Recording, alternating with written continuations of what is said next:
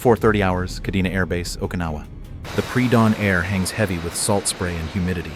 Powerful halogen floodlights wash the flight line in an artificial, blinding white glare. Ground crews move efficiently around the parked gray shapes of heavy fighter jets and aerial refueling tankers. A fuel truck connects a thick black hose to a wing tank, the pump humming a monotonous rhythm. A security patrol vehicle idles near the perimeter fence, its exhaust pluming gently into the cool night. Inside the open hangars, mechanics torque bolts on a disassembled jet engine, the metallic clink echoing off the steel walls. The world is asleep, save for the sentinels of the Pacific.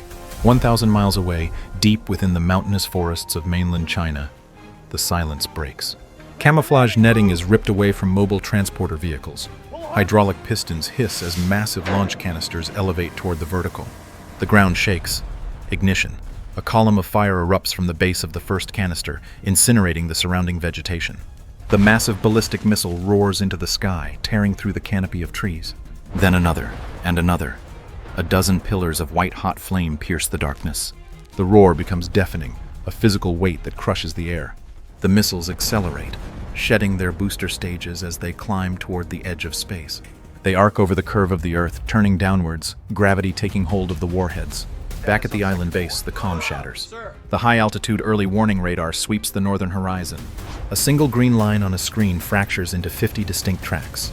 The radar operator leans in, eyes widening. The tracks are moving at hypersonic speeds. The threat assessment computer screams a high-pitched digital warning. The base commander kicks open the door to the operations floor. He sees the tracking board lit up like a Christmas tree. He slams his fist on the red alert button. "Scramble! Massive inbound! Get them in the air now!" he yells into the handset. The base-wide siren begins its mournful, terrifying wail. On the tarmac, the fuel crew frantically disconnects the hose, spraying raw aviation gas onto the concrete. Pilots sprint from the ready room, helmets in hand, boots pounding the pavement as they race toward their jets. The peaceful morning evaporates. 4:45 hours, low Earth orbit. The satellite array detects the massive heat blooms rising from the Asian continent. Infrared sensors flare white-hot. Data streams rush through fiber optic cables to the command centers on the island. The warning is no longer a possibility. It is a mathematical certainty. On the ground, the base transforms into an anthill of panicked motion. The sirens wail relentlessly, a discordant scream that cuts through the pre-dawn gloom. Security police shout orders, waving vehicles off the main roads to clear lanes for emergency crews.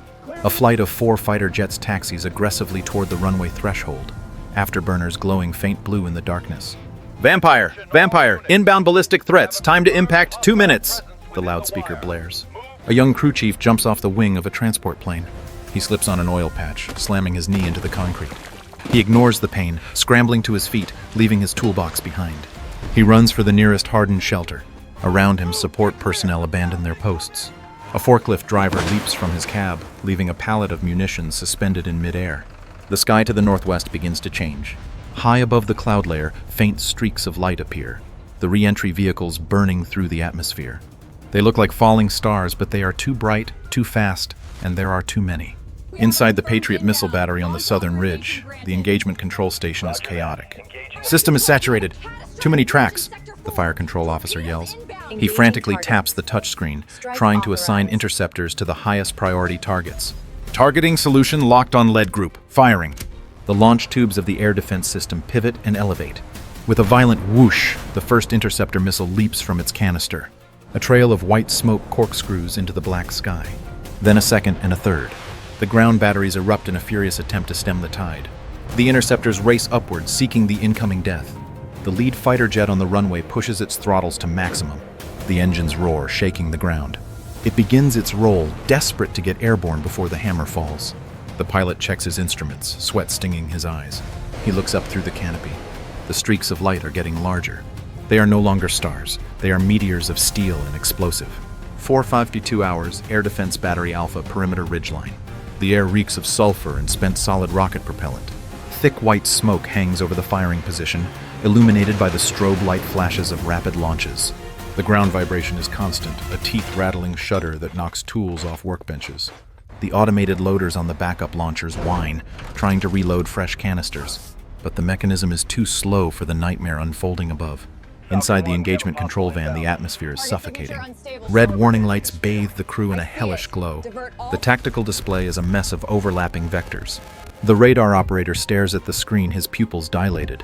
The green tracks of the enemy missiles are multiplying, splitting into decoys and live warheads. "Saturation point reached," he yells, his voice cracking. System cannot discriminate targets. On the ridge, the battery fires its final salvo. 4 interceptor missiles tear out of their tubes in quick succession, screaming upward at Mach 4. They streak toward the stratosphere, hunting the incoming heat signatures. High above the cloud deck, the first engagements occur. An interceptor slams into a ballistic warhead. A brilliant, silent sphere of orange fire blossoms in the upper atmosphere. Then another flash, and another. For a brief second, it looks like the defense might hold. Burning debris, shredded titanium, and molten guidance chips rains down into the ocean like glitter. But the mathematics of war are cruel. For every warhead destroyed, 3 more punch through the smoke. The enemy missiles deploy countermeasures. Shiny metallic chaff bursts into the air, blinding the ground radar. The targeting computer locks onto a piece of falling foil instead of the lethal warhead behind it. The interceptor missile swerves, exploding harmlessly in empty air. "Missed! We missed!" the fire control officer shouts, slamming his hand against the console. The battery commander looks at the status board. Launchers 1 and 3 are dry. Reload is impossible. He grabs the handset to the base command. "Alpha battery is Winchester. We are out of ammo. The shield is down. Repeat, the shield is down." On the horizon, the surviving ballistic missiles adjust their terminal trajectory. They nose over, pointing straight down at the island. They accelerate through the thickening air, glowing red from the friction. The sound of their approach arrives, a tearing, ripping noise like a freight train falling from the sky. The soldiers at the battery look up, helpless. They drop their equipment and dive into the shallow trenches. The sky is no longer a defense, it is an open door. 455 hours, the flight line. The sound arrives first, a double sonic boom that shatters the tempered glass of the control tower. Then, the physics of impact. The lead ballistic warhead strikes the intersection of the 2 main runways. Crack. The concrete does not just break, it liquefies. A crater 50 feet wide opens in a microsecond. Slabs of tarmac the size of cars are hurled into the air, spinning like leaves in a tornado. The shockwave ripples outward, a visible distortion in the air that snaps the landing gear of a parked transport plane like dry twigs. The massive aircraft belly flops onto the hardstand, its wings shearing off under the strain. The fighter jet that was rolling for takeoff is caught in the blast. The shockwave hits it broadside. The jet flips over, cartwheeling wing over wing across the grass infield. It disintegrates. The fuselage tears open, spilling jet fuel that instantly ignites.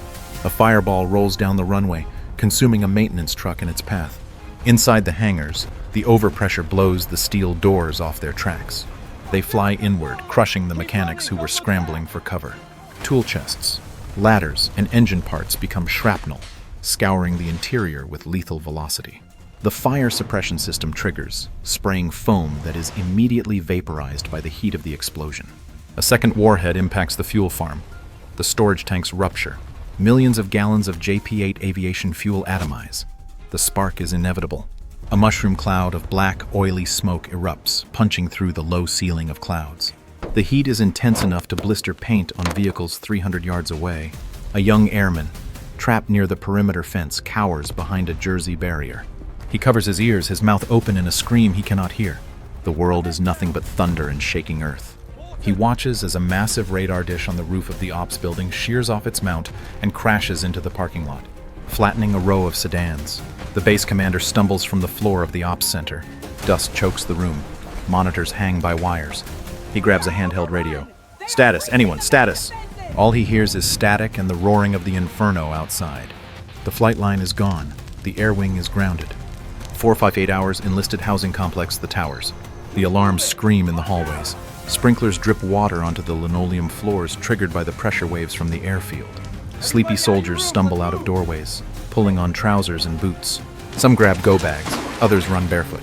The air smells of ozone and distant burning rubber. Outside, the sky flickers orange from the flight line fires. A rogue warhead, damaged by a near-miss interception, tumbles out of the sky. It does not spin cleanly, it wobbles. It screams down, aiming not for the bunkers, but for the residential block. Impact. The missile strikes the roof of Building 4. The structure does not just break, it telescopes. The top floor smashes into the third, driving it down into the second. Concrete pillars snap like dry chalk. Rebar screams as it twists and tears. In 2 seconds, a 4-story building is reduced to a heap of gray rubble and dust. The blast wave hits the adjacent dormitory. Every window on the east face explodes inward. Shards of glass spray the rooms like shotgun pellets. Doors are ripped off their hinges and hurled across hallways. A soldier running for the stairs is picked up by the pressure and thrown against the far wall. He slides down, limp, the ground ripples. Cars in the parking lot bounce on their suspension. Alarms blare in a discordant chorus. A massive cloud of pulverized concrete rolls down the street, engulfing the fleeing personnel. Visibility drops to 0. It is a grayout. Inside the ruins of Building 4, silence follows the roar. Then, the shifting of rubble. A hand reaches out from a gap in the broken slabs. Dust pours from the opening. A cough echoes in the darkness. Water from severed pipes gushes into the wreckage, mixing with the dust to form a thick gray sludge. 05:05 hours, Naval Support Facility, Harbor Key. The black water of the harbor reflects the distant orange glow of the burning airbase to the north. Sirens wail from every ship in the port, a discordant mechanical scream that echoes off the concrete piers. On the deck of a guided missile destroyer, sailors scramble to battle stations, helmets unstrapped and vests loose. The massive gray hull of a supply ship sits low in the water nearby, hoses still connected to the pier. The air is tense, vibrating with the aftershocks of the land bombardment. The Phalanx close-in weapon systems on the warships spin up, their radar domes searching the zenith, barrels rotating with a high-pitched whine. The threat arrives from the vertical. The radar on the destroyer's mast locks onto a supersonic contact diving from the stratosphere. The automated defense guns roar, a terrifying buzzing chainsaw sound that rips the air apart. Tungsten tracers stream upward in a solid line of fire, hunting the incoming warhead. They fail. The ballistic missile is too fast, too heavy. It punches through the stream of bullets. The warhead strikes the destroyer just after the bridge. The impact is absolute. The missile does not just penetrate, it eviscerates the ship. The kinetic energy transfers instantly into the structural steel. The keel, the massive spine of the vessel, snaps with a sound like a gunshot amplified 1,000 times. The bow and stern jackknife upwards. The hull plating shears open, exposing the ship's innards to the morning air. A split second later, the warhead detonates deep inside the engineering spaces. The explosion vents upward, blasting the smokestacks into the sky. A fireball erupts from the midsection, engulfing the bridge tower. Glass shatters in the wheelhouse, showering the officers in razor-sharp shards. The captain is thrown against the bulkhead, blood spraying from his forehead.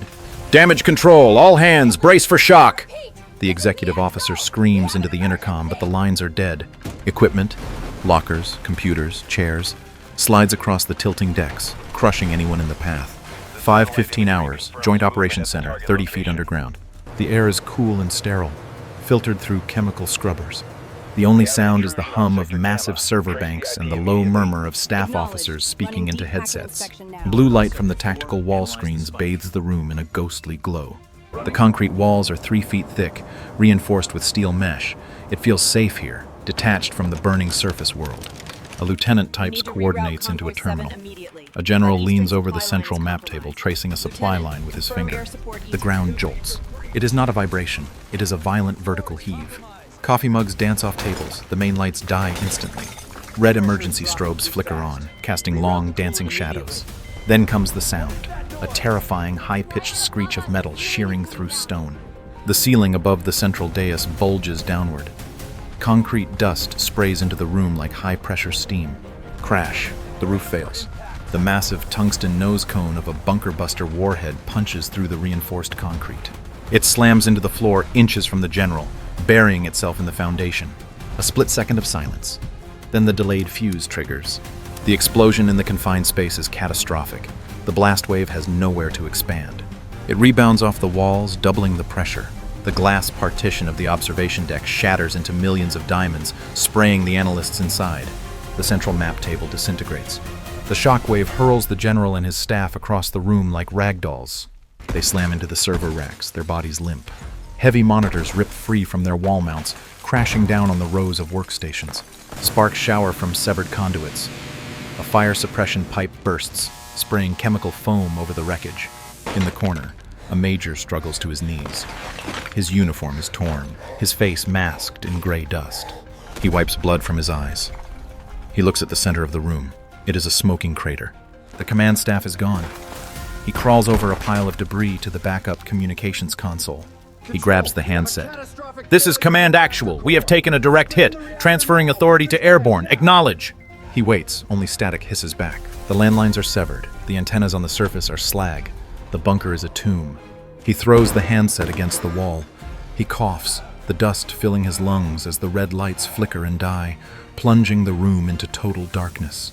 545 hours, the coastal perimeter. The initial thunder of the ballistic strikes has faded into a low, rhythmic thudding of secondary explosions. The air is heavy with the smell of scorched earth. Survivors begin to crawl from their shelters, their faces masked in gray concrete dust. The sky to the west is a bruised purple, but low on the horizon, several small dark shapes appear. They are not falling from the sky, they are hugging the waves. The cruise missiles arrive. They fly at 500 miles per hour, just 50 feet above the whitecaps. They are silent until they are directly overhead, a sudden, terrifying whoosh that vibrates the lungs. The base's remaining close-in weapon systems, CIWS, roar to life. The automated Gatling guns on the perimeter towers swivel with mechanical precision. They erupt in a solid stream of tracers, the sound like a giant piece of canvas being ripped apart. Burt! The first cruise missile is caught in the stream of tungsten bullets. It disintegrates in a spectacular airburst, the debris skipping across the water like stones. But 3 more punch through the curtain of fire. They pop up at the last second, performing a pre-programmed terminal maneuver. One missile slams into the base power substation. The transformer banks explode in a cascade of blue electrical arcs and white fire. The remaining lights across the entire facility flicker and die. The hum of the ventilation systems stops. Another missile targets the hardened satellite uplink. It strikes the center of the white dome. The structure collapses inward, its massive dish antenna twisted into a jagged wreck of wire and steel. Communications with the outside world are now completely severed. On the ground, a squad of security forces huddles behind a sandbagged bunker. The sergeant looks up, squinting through the smoke. He sees a small black drone hovering 1,000 feet up. It isn't attacking. It is watching. "Spotter! We've got a spotter!" he yells. He raises his assault rifle and fires a burst at the sky. The bullets vanish into the haze. The drone remains stationary, a cold robotic eye feeding coordinates back to the mainland. Seconds later, a fresh swarm of small kamikaze drones dives out of the clouds. They target the ambulances and fire trucks parked at the triage center. Crack, crack, crack. Small explosions flip a medic's Humvee onto its side. Glass sprays the wounded laying on the ground. A medic dives over a patient, shielding him with his own body, as shrapnel shredded the tent canvas above them. The morning light reveals a landscape of systematic, calculated destruction. 600 hours, northern perimeter fence. The air is thick with a toxic fog of atomized concrete and burning fuel. The rising sun is a pale, sickly disk behind the wall of black smoke. The base is no longer a high-tech fortress. It is a chaotic ruin. The electronic sensors and automated gates have failed, leaving the perimeter dead. The heavy chain-link fence lies flattened in several sections, crushed by the shockwaves of the earlier strikes. A sergeant in scorched fatigues crouches behind a rusted shipping container. He grips his assault rifle, his knuckles white. "Spread out! Cover the gaps!" he bellows over the roar of the fires. His squad, a mix of security forces and displaced technicians, takes positions in the dirt. They are coughing, their eyes red and streaming from the acrid smoke. They look up as a low, buzzing hum grows louder. A swarm of small quadcopter drones emerges from the haze, hovering like giant insects. "Open fire!" the sergeant screams. The squad unleashes a frantic volley. Traces of light skip across the sky. One drone clips a bullet and spins wildly, exploding against a concrete barrier. 2 more dive. They don't target the men, they target the remaining communications equipment. A small explosion shatters a portable radio relay, showering the squad in sparks. The ground begins to shake again. Not from missiles, but from the rhythmic thud of heavy artillery shells impacting the outer beach. The enemy is walking the fire inward, methodically clearing the path to the ruins. A young airman near the fence line points toward the water. "Movement! On the reef!" Through the smoke, dark shapes bob in the surf. Small, unmanned surface vessels are beaching themselves, their hulls scraping against the coral. They are loaded with sensors and remote weapon stations, designed to suppress any surviving resistance. "Fix bayonets! If they reach the line, we hold right here," the sergeant yells, though his voice is nearly lost to the sound of a nearby ammo dump cooking off. A heavy shell strikes the asphalt 50 yards behind them. The blast hurls a cloud of hot shrapnel and bitumen into the air. The sergeant is knocked flat by the overpressure. He rolls over, gasping for air, and sees his squad huddled in the dirt, their faces masks of pure terror. The perimeter is wide open. The base is defenseless. 6:30 hours, Central Hub, Kadena Air Base. The roar of engines and the scream of missiles have been replaced by a low, haunting chorus of destruction. The air is nearly stagnant, a thick gray soup of pulverized drywall, jet fuel, and the metallic tang of blood. The fires have reached a state of hungry equilibrium, feeding on the skeletons of the hangars. There is no more shouting, only the sound of heavy dripping. Water from shattered mains and oil from ruptured engines hitting the scorched earth. The base is a graveyard of technology. On the flight line, the tail fin of a $60 million fighter jet sticks out of a crater like a tombstone. A crumpled fire truck sits abandoned in the middle of the taxiway, its lights still feebly rotating, casting a rhythmic red pulse against the black smoke. The silence is punctuated only by the occasional sharp crack of cooling metal, or the distant muffled collapse of a secondary interior wall. The sun is higher now, but it casts no shadows through the smog. The landscape is monochromatic, shades of ash, charcoal, and soot. The once manicured lawns around the headquarters are now lunar surfaces of dirt and jagged rebar. A single American flag, half charred and shredded to a ribbon, clings to a bent pole, hanging limp in the heat. A survivor crawls out from under a collapsed maintenance shed. He is covered in so much gray dust that he looks like a statue brought to life. He doesn't look at the sky. He doesn't look for his weapon. He simply sits on a piece of broken concrete and stares at his hands, which are shaking uncontrollably. Near the harbor, the water has finally stopped boiling. The destroyer is gone, replaced by a slick of iridescent oil and a few bobbing pieces of charred life vests. The tip of its mast pokes out of the water at an angle, pointing toward the mainland. The silence here is absolute, broken only by the lapping of oily waves against the scorched pier. The armada of drones has vanished, their mission of observation and suppression complete. The enemy has stopped firing because there is nothing left to hit. The airbase, the crown jewel of the Pacific defense, is non-operational. It is a hollowed-out shell, a billion-dollar monument to the speed of modern devastation. 0700 hours, command perimeter. The sun is a dull copper coin hanging in a sky choked with the funeral pyre of an entire air wing. The heat has pulled the moisture from the ground, leaving the pulverized concrete bone-dry and stinging to the touch. A thick layer of gray ash like a heavy winter snow covers everything. The burnt-out husks of vehicles, the mangled remains of the radar towers, and the bodies of those caught in the open. The base commander, his uniform shredded and his left arm tied in a bloody sling, stands atop a buckled Humvee. He wipes a thick crust of salt and soot from his eyes. He surveys the horizon. To the north, the fuel farm is still a roaring wall of fire, sending a solid pillar of black smoke 5,000 feet into the air. To the south, the naval harbor is a graveyard of masts and oil slicks. A lieutenant stumbles toward him, clutching a handheld satellite phone that is chirping a weak, intermittent signal. "Sir," the lieutenant rasps, his voice sounding like sandpaper. "We've got a patch through to Hawaii. They're asking for a status report." The commander looks at the flight line. It is a 3-mile stretch of craters and twisted titanium. Not a single aircraft is intact. The hangars are hollowed-out ribs of blackened steel. He looks at the triage center, where hundreds of survivors sit in a daze, their skin gray with dust, their eyes hollow. "Tell them Kadena is dark," the commander says, his voice flat and devoid of emotion. "Tell them the runways are gone, the fleet is on the bottom, we have no fuel, no comms, and the casualties are uncounted." He jumps down from the vehicle, his boots crunching on broken glass. He walks toward a group of young airmen who are trying to dig a comrade out from under a collapsed wall. They are using their bare hands, their fingernails torn and bleeding. He joins them, kneeling in the dirt, pulling at a jagged slab of concrete. In the distance, the faint sound of a secondary explosion echoes from the munitions dump, a final, punctuating mark on the morning's destruction. The air is still. The war has moved on, leaving this island behind as a smoking ruin. The Pacific foothold has been severed. The battle for the first island chain is over before the rest of the world has even finished breakfast.